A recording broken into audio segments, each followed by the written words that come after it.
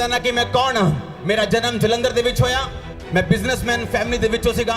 Computer engineer ਸੀਗਾ। अपनी पढ़ाई मैं चंडीगढ़ तो कंप्लीट की। नशे करने शुरू किए सिर्फ शौकिया तौर के उत्ते। और मैं गुस्सा करना जो क्रिश्चियन लोगों ने मेरे घर प्रार्थना करने लिया ना गाला कढ़निया मैं उन्होंने, लेकिन मैं नहीं सी जानता कि मैं जीवित परमेश्वर के नाल पंगा ले रहा।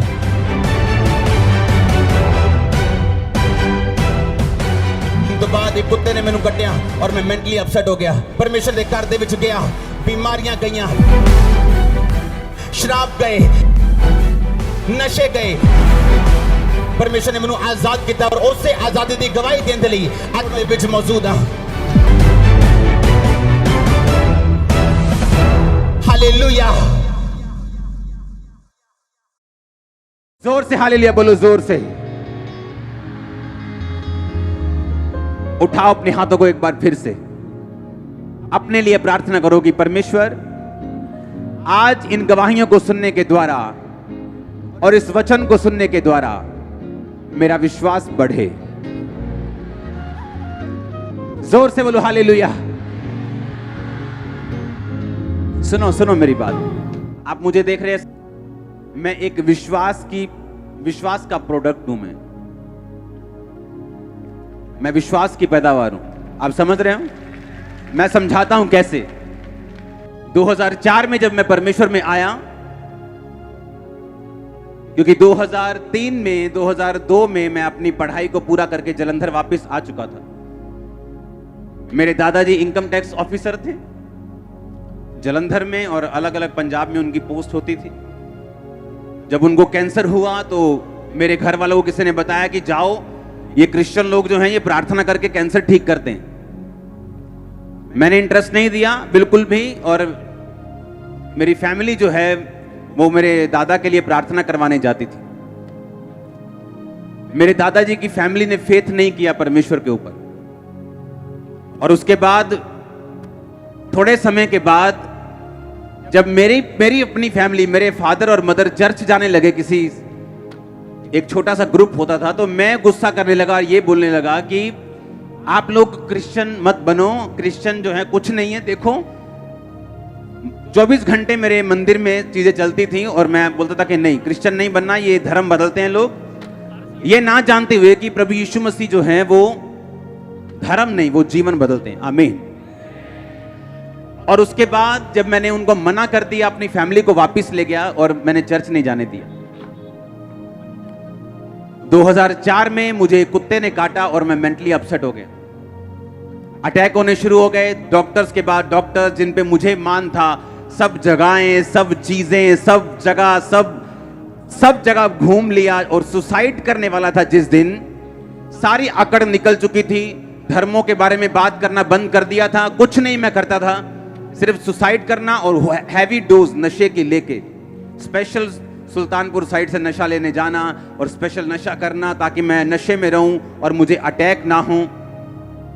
अपनी छत पे चढ़ जाना और मेरे भाई ने वहां पे आना और मैंने उसको देखना, और जब नीचे चले जाना तो मैंने रोना कि मैं इनके सामने अब नहीं रहूंगा क्योंकि मैं सुसाइड कर लूंगा और मैं इनको, ये मुझे मिस करेंगे सभी लोग।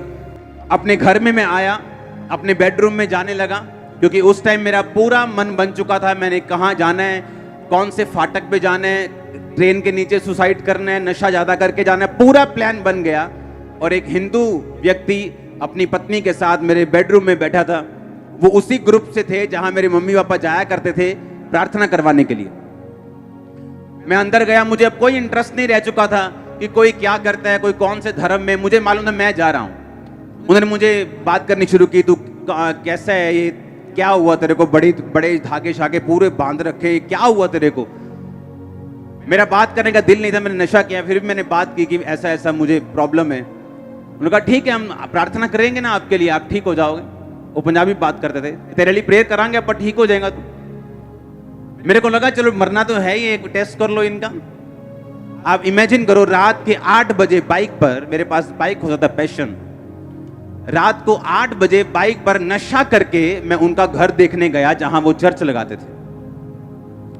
और नशा किया हुआ अंदर में गया और मेरे सिर पर हाथ रख के प्रार्थना हुई, और पहली प्रार्थना में जो मुझे करंट लगा, मुझे मालूम था कि कुछ तो है। ये मालूम नहीं था कि ये जीवित परमेश्वर है, ये एकमात्र परमेश्वर है, ये सब कुछ कर सकता है। क्योंकि हम जिन जगहों से निकले, हमारी कोठी है ब्यास में, जहां पर सब बहुत बड़ा सत्संग होता है, वो हमने उनको दे दी थी और उन्होंने हमें बाहर जगह दे दी थी। हम वहां के परमानेंट मेंबर्स थे, हर जगह हमारा रोल था। एक्टिव रिलीजियस खानदान से हूं मैं, एक्टिव। ऐसा नहीं था कि हम परमेश्वर को मानते नहीं थे, नो, एक्टिवली मानते थे सबको। जहां मैं पढ़ता था वहां सब मेरे 90% दोस्त सरदार थे, तो उनके साथ में जगह जाता था, हर जगह हर चीज मुझे मालूम थी। लेकिन इस बीमारी ने और इस मुसीबत ने जब असली में मैंने हल ढूंढा, मुझे इतना तोड़ दिया, क्योंकि अगर मैं ना टूटता, मैं उसी घमंड में रहता। क्योंकि धर्म इंसान ने बनाया, यीशु मसीह ने कोई धर्म नहीं बनाया, परमेश्वर ने कोई धर्म नहीं बनाया। उसने नहीं कहा तू ईसाई बन जा, उसने नहीं कहा नहीं पहले अपना नाम पीटर रखेगा तो मैं तुझ पे दया करूंगा, अपनी कास्ट चेंज, उसने कुछ नहीं कहा। और जब मैंने बाइबल पढ़ी तो उन्होंने कहा कि पूरी बाइबल में ईसाई धर्म नाम का शब्द तक नहीं। अगर तू बाइबल पढ़ेगा तो तू होगा और परमेश्वर होगा, तेरे गुनाह होंगे, पाप होंगे, जिसकी वजह से तू मुसीबत में है। तूने विरोध किया परमेश्वर का, तूने गालियां दी परमेश्वर को, और तूने कहा कि मेरे घर में ये क्रिश्चियन लोग एंटर नहीं करने चाहिए, मुझे बुरे लगते हैं लोग। और परमेश्वर तुझको ढूंढ रहा है और तुझको वो पुकार रहा है, तुझ पे दया कर रहा है। और पहले दिन की प्रार्थना के बाद मुझे समझ आ गई थी कि परमेश्वर है। मैं आपको पता क्यों कह रहा हूं? क्योंकि जब लोग मुझे देखते हैं उन्हें लगता है कि मैं आसमान से स्वर्गदूत उतरा हूं। उन्हें यह नहीं मालूम मेरी हिस्ट्री क्या है, मेरा बैकग्राउंड क्या है। मैं आपसे 10 गुना ज्यादा पापी था जब मैं परमेश्वर में आया हूं। अब परमेश्वर में मैं आ गया, मैंने उनका घर देख लिया, उसके बाद प्रार्थना करवाई। एक छोटी सी बाइबल, नया नियम उन्होंने नीले कलर का दिया, बोला पढ़ना। मैंने कहा ठीक है जी, ये पेपर ले लो, रोज 20 मिनट प्रार्थना करना। मैंने कहा 20 मिनट तो बहुत ज्यादा, 20 मिनट ठीक है, कोई बात नहीं। तेल मसा करके दे दिया, पानी मसा करके दे दिया, अच्छा इसको लगाना, ठीक है। और मेरे को जुआ खेलने की आदत थी, मैं पूल का चैंपियन था, पूल होता है ना, और जब जुआ खेलना पूल में लड़कों के साथ, बैटिंग लगानी लड़कों के साथ। एक शाम मेरी लड़के के साथ लड़ाई हो गई वहां पे जुआ खेलते वक्त, जिसके साथ मेरा जुआ चल रहा था। और मेरा इतना उसके साथ फाइट हुई, मेरा मन किया कि मैंने वहां जाना ही नहीं। और उसी शाम को मेरे को फोन आया चर्च से, अच्छा हमने ना रोज जाया करना है 5 बजे के बाद, तू तैयार है आने के लिए?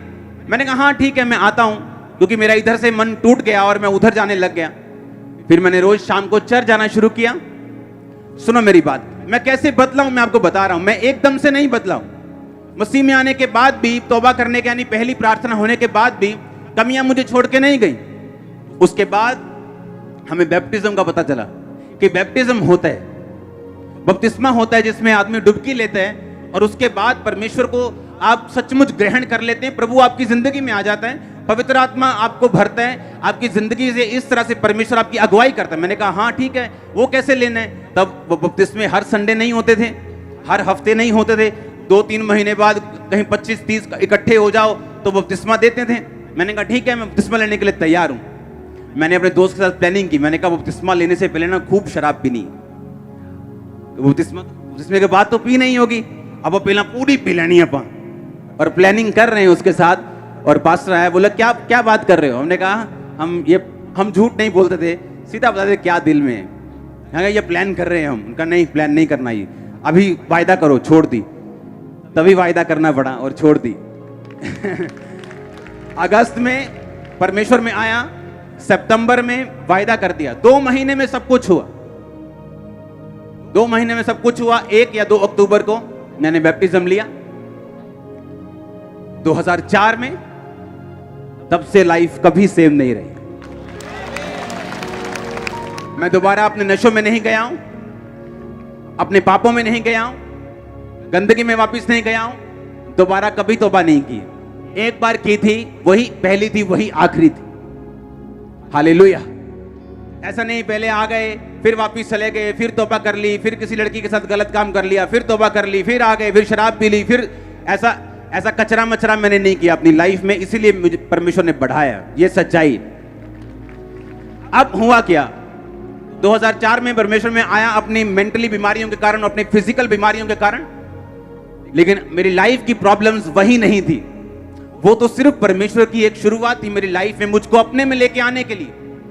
और जब मेरी वो प्रॉब्लम्स, मेरे मेंटली डिप्रेशन परमेश्वर में आने से और बढ़ गया और मैं आधा पागल हो चुका था। प्रभु में आने के बाद भी दुष्ट आत्मा का अटैक बढ़ गया मेरे ऊपर, और मैं परमेश्वर से प्रार्थना, मैं परमेश्वर को जान चुका था, क्योंकि रोज संगति, शाम को 5 बजे के काम, अपने बिजनेस के बाद रोज संगति करता था, रोज एवरी डे। मेरे घर वाले मेरे खिलाफ होना शुरू हो गए, तू नशे कर ले दोबारा।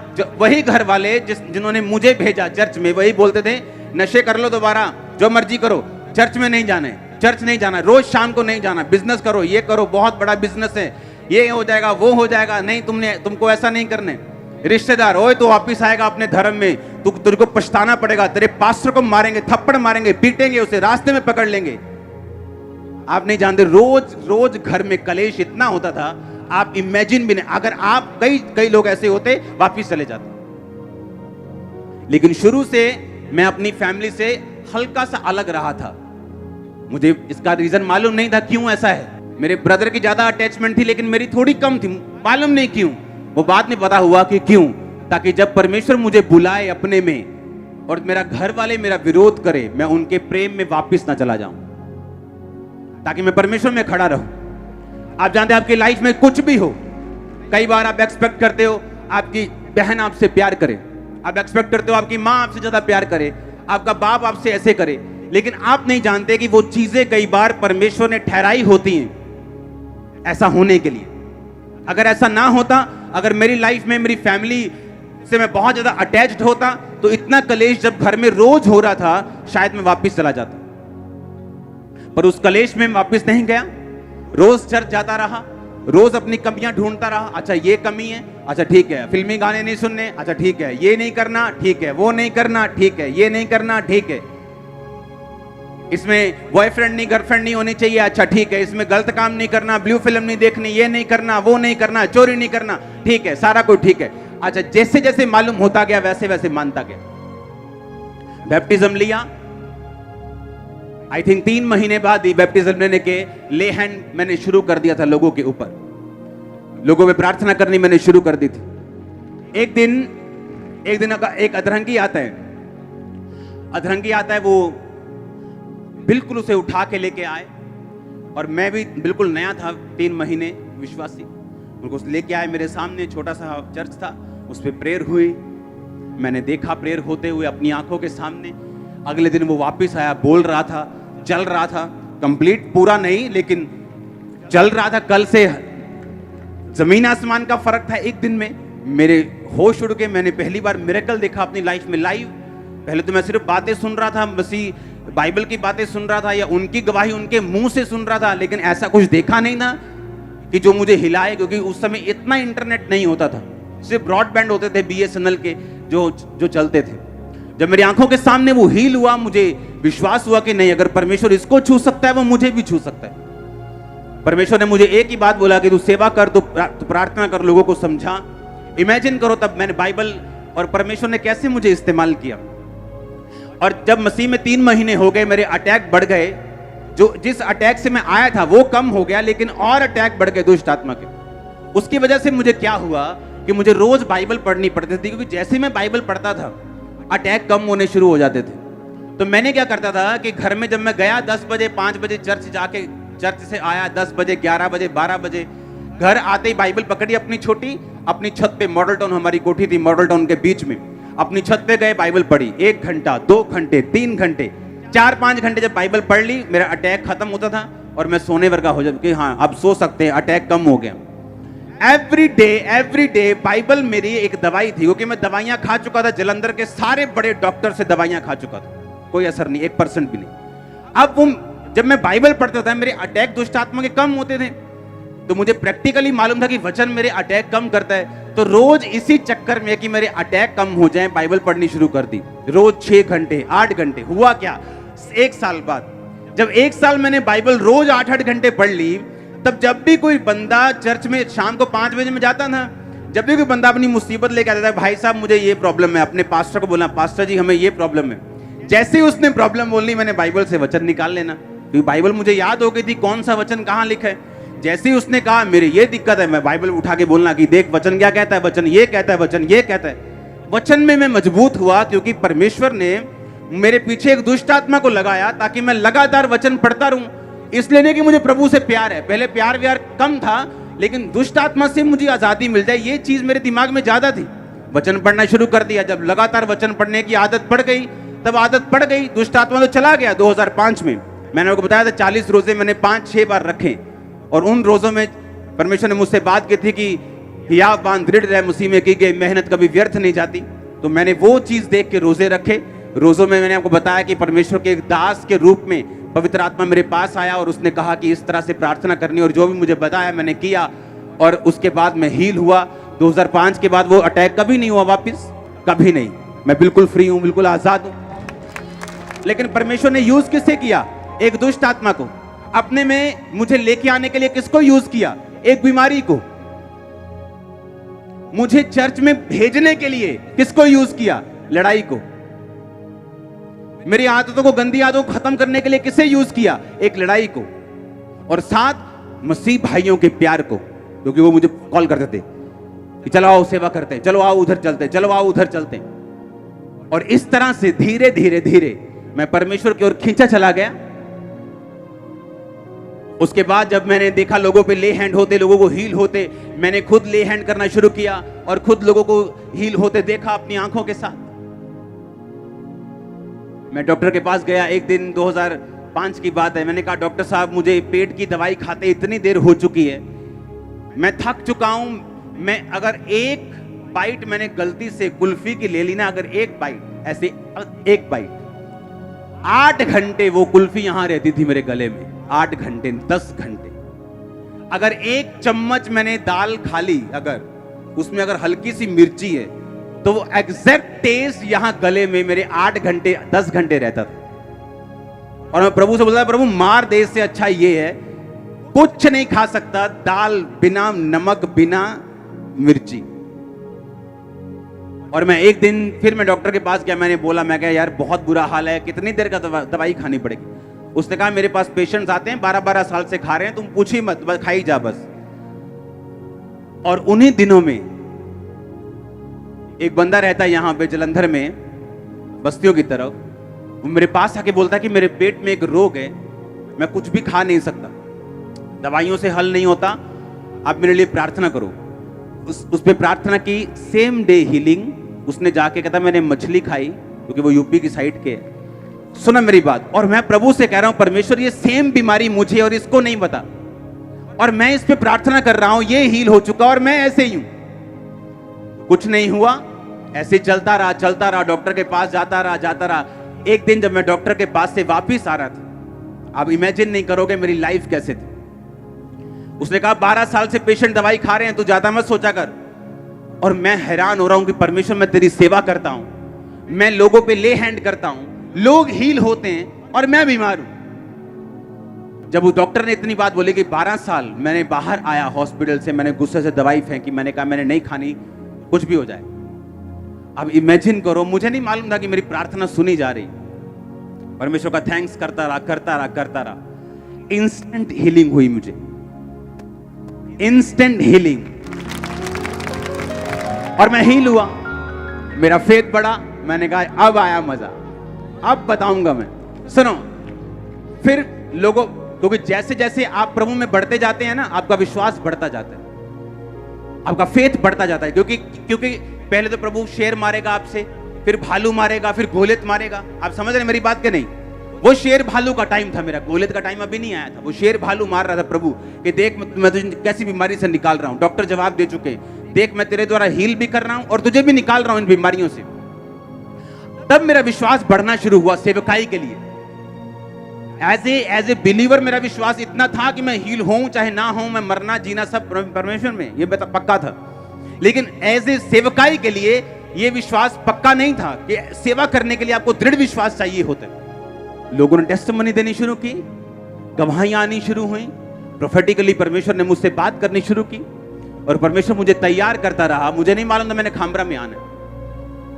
आप जानते हैं इसी खामरा में, इस मिनिस्ट्री से शुरू होने से कई साल पहले हमारा गोडाउन था यहाँ पे किराए पे पीछे, और हमें मालूम नहीं था कि मैं यहाँ पे आऊंगा। गोडाउन था सैनिटरी का, टाइल्स का। सुनो मेरी बात। और इसी खामरा में जब मैंने एंट्री की थी तो मैं नशे करता था, इसी सेम खामरा में, और मुझे मालूम नहीं था कि मैं इसी खामरा में आऊंगा एक दिन। तब मैं मसीह में भी नहीं था, इस खामरा में तब से हूं मैं। सब गोडाउन जब लिया खामरा में, मैं आपको क्यों बता रहा हूं, ताकि आपको मेरा स्ट्रगल भी मालूम हो। ओके, आज मेरे पास कितना कुछ है, इससे आपका विश्वास बढ़ सकता है, लेकिन मैं जिन चीजों से निकला हूं, अगर मैंने आपको वो बताई, आप कभी सेम नहीं रहेंगे। आप इमेजिन करो, खामरा में जहां पे हमारा गोडाउन था, वहां एक सरदार जी थे। वो रोज शाम को, जो आम लोगों के घरों में होता है, थोड़ा पैक लेना, ये लेना, वो लेना। एक दिन मुझे मालूम हुआ कि ये उन्हीं दिनों की बात है जब मुझ पे दुष्ट आत्मा के अटैक होते थे और मैं मसीह में नहीं था। मुझे मालूम हुआ कि उनको हार्ट अटैक हुआ। अब इमेजिन करना, मुझे उसी टाइम अटैक हुआ जैसे मैंने वो बात को सुना। मेरा एक दोस्त था अटारी बाजार में, वो उसकी डेथ हो गई, उसको ब्रेन अटैक हुआ। आप इमेजिन करो, सेम टाइम मुझे अटैक हुआ।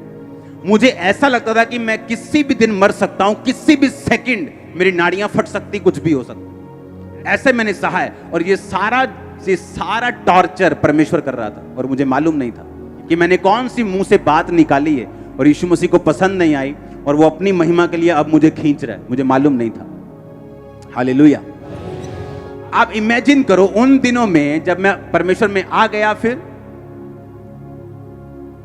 मैंने बीमारियों से शिफा ले ली, कुछ बीमारियों से आजादी मिल गई, नशों से आजादी मिल गई, रोगों से आजादी मिल गई, बिजनेस बढ़ने लग गया, क्योंकि उस समय अपने बिजनेस से मैं परमेश्वर के काम करता था, कोई ऑफरिंग नहीं, कोई कुछ नहीं। उसके बाद जब 2007 में ये गोडाउन चला गया, हम कहीं और थे। उसके बाद हम खामरा में ऐसे ही मेरे मम्मी पापा घूम रहे हैं, और वहां एक बोर्ड लगा था कि गोडाउन किराए के लिए खाली है।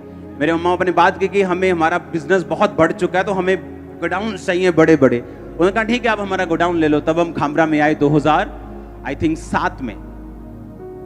2007 में मैं यहाँ पे आया। जब हमारा यहाँ पे गोडाउन होता था खामरा में, तब हम मॉडल टाउन शायद रहते थे। सिर्फ गोडाउन यहाँ पे था, क्योंकि हमारा बिजनेस बहुत बढ़ चुका था। अब 2007 में जब मैं यहाँ पे आया, अब इमेजिन करो, अभी भी मेरी लाइफ की मेजर प्रॉब्लम्स हल नहीं हुई थी, अभी वैसी ही थी। जो प्रॉब्लम तो परमेश्वर ने डाली थी, अभी वही हल हुई थी।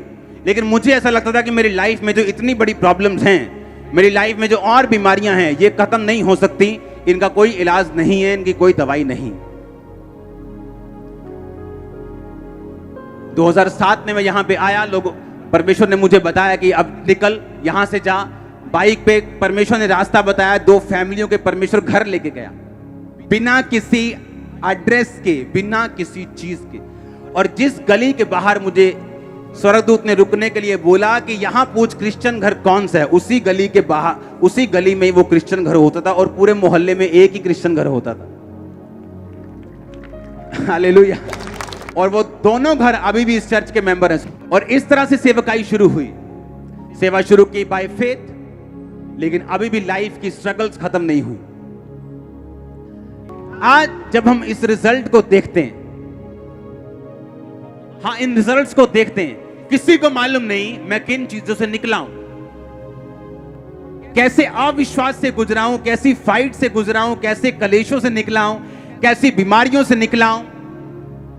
हर तरह का डॉक्टर मैंने देख लिया। 2004, 5, 6। अब इमेजिन करो, आज जब लोग टेस्टिमनीज को सुनते हैं, उनको लगता है कि वो आज का अंकुर देखते जो आज खड़ा है, उन्हें कल वाला मालूम नहीं वो बना कैसे। वो ऐसी फाइट थी, मैं प्रभु को बोलूंगा कि तू दोबारा कर सकता है, मैं बोलूंगा नहीं, मैं दोबारा नहीं कर सकता। वो फाइट ऐसी थी। लेकिन बाइबल कहती, तूने जो मुझसे प्यार किया, मैं तुझे छुड़ाऊंगा। सालों साल मैं गया हूं हुजूरी में, सालों साल प्रार्थना की, तब भी कहीं उत्तर नहीं मिले। तो क्या किया? कुछ नहीं किया, सेवा बढ़ाई, काम बढ़ाया, और प्रभु ने उत्तर दिए। आज मेरी लाइफ में एक भी मसला नहीं है ऐसा जो अड़ा हो। आज सारे मसले हल है, और इसीलिए मैं आपके हल कर पाता हूं। मैंने देखा आपके इस लाइफ में, इस जर्नी में, कि परमेश्वर से प्यार करना बहुत इंपॉर्टेंट है। अविश्वास में भी खड़े रहना बहुत इंपॉर्टेंट है। और जो लोग जल्दी में होते हैं, जल्दी जल्दी, साल हो गया, 1.5 हो गया, 2 हो गया, मैंने देखा वो शैतान उनसे बहुत फाइट करता है। जब शैतान ये देख लेता है कि आपकी ये आशीष अगर लेट हो जाए, वो आपके विश्वास को हिला सकता है, तो वो परमेश्वर से आज्ञा मांग लेता है कि क्या मैं इसकी ये बरकत रोक लूं, क्योंकि अगर ये बरकत इसकी मैंने रोक ली तो तुझे मानेगा नहीं। पहले ऐसा लगता था कि मैं इंच इंच करके बढ़ रहा हूं, ऐसे रेंग रेंग, ऐसा लगता है पीछे किसी ने बड़ा सा लोहे का कुछ लटका दिया और मैं एक एक इंच के लिए मुझे ऐसा लगता है जोर लगाना पड़ रहा है अपनी लाइफ के लिए। पर याद रखो, परमेश्वर में की गई मेहनत कभी व्यर्थ नहीं जाती। अगर वो पहले आपको संघर्ष ज्यादा दे रहा है, बाद में रिजल्ट भी आपका ज्यादा होगा। आप पहले प्रार्थना और उपवास में ज्यादा हैं, बाद में रिजल्ट भी ज्यादा होगा। आपने ज्यादा दुखों को सहा है, ज्यादा सुख भी आपके पास होंगे। ज्यादा सताव आपने सहा है, आपकी टेस्टिमनी बड़ी होगी। जो कुछ भी आप परमेश्वर को दे देंगे वो कभी व्यर्थ नहीं होगा। वो मेहनत चाहे बोने में हो, प्रार्थना में हो, फास्टिंग में हो, विश्वास में हो, वो व्यर्थ नहीं जाएगी। हालेलुया। इस तरह से परमेश्वर ने मुझे बढ़ाया, टेस्टिमनीज को सुना, बाइबल को पढ़ा, अपनी लाइफ में एक्सपीरियंस किया, और फिर आपकी लाइफ से एक्सपीरियंस किया कि वो कुछ भी कर सकता है। आमीन। उसके लिए कुछ भी पॉसिबल है।